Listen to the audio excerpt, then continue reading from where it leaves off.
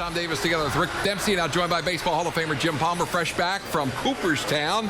Baseball Hall of Famer since 1990. What was it like yesterday in Cooperstown? I got up at 3:30, so I don't know how fresh I am, but no, it's the Hall of Fame, and I went up for Dan Shaughnessy. He used to write for the Evening Sun, and he got the AJ Spink Award, and so I saw that on Saturday, and then of course went to the Hall of Fame on Saturday night. So I was around Piazza. I saw him in the elevator yesterday. I said, it's a very difficult day because his dad is still alive, but he's had a stroke and he's in the first row, and said it's going to be very emotional, but try to enjoy it as well as you can. And then for any of us who had the pleasure not only to see Ken Griffey Jr. with his 630 home runs, of course his dad's in the first row, and I'm getting flashbacks because I had, I think, 11-game winning streak, and he hit a 3-run home run. One of the worst pitches I've ever thrown. He's sitting in the first row, and I'm getting nervous. So anyway, but Junior, he's kind of loose, but when you get up there, Tom, and we all know, when you have a long career, you had one, and maybe not a Hall of Fame career, but you played on a lot of great teams, World Championship teams. Real emotional time when you go back and think, because you don't get to the Hall of Fame by yourself. So it was a great weekend, and I'm sitting at the table last night, and I had Fergie Jenkins to my left. I had to my Billy Williams, sweet swinging Billy Williams from the Cubs. And I had Randy Johnson to my right, and then Eckersley to his right. Oh, so, wow. it's a lot better sitting down with Randy Johnson because when you talk to him at 6'10", but he said, well, when you got in the Hall of Fame, were there any really good players there? And I said, well, I said, let's see. Ted Williams introduced Stan Musial because we had the rain out, so I got in. Really the induction was the day after you had the dinner, which you have after the induction, and I said, so. Ted Williams says, it's great to see Stan Musial back, and Mantle was there, and Warren Spahn was there, the most wins by a left-hander.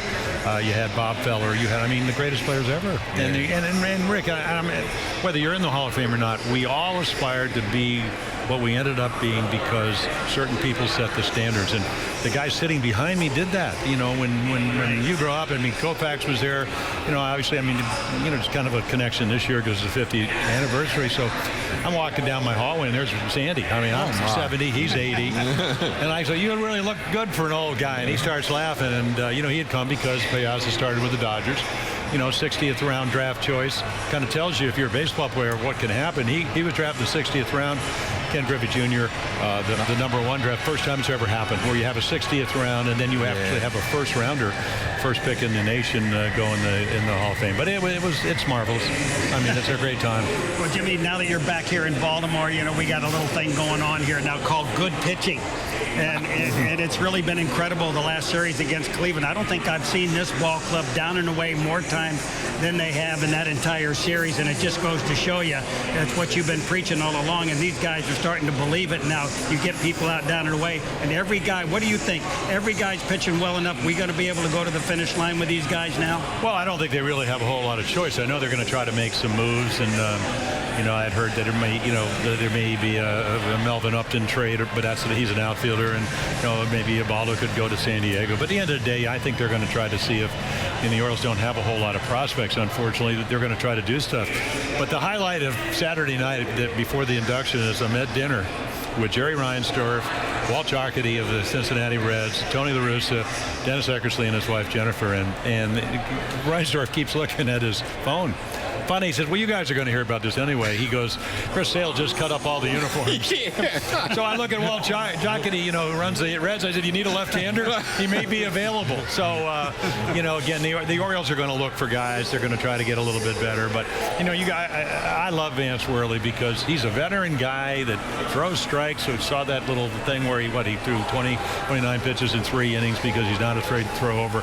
And, again, as well as I learned from Robin Roberts, and you try to, as a veteran pitcher, as I progress through you try to set an example. So it's good to see, maybe Vance. And I told Vance, because he can move the ball and cut it and all that, I said, maybe you got to start playing catch with Gosman. And all of a sudden he's going to have a little cutter, and that 98's going to even be better. So,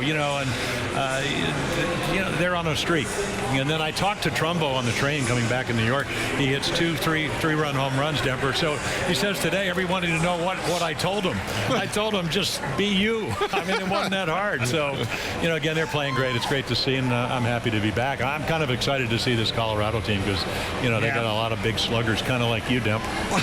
Well, you're right. You're right. I hit a lot of home runs. Just unfortunately, most of them went foul. We appreciate it, as always.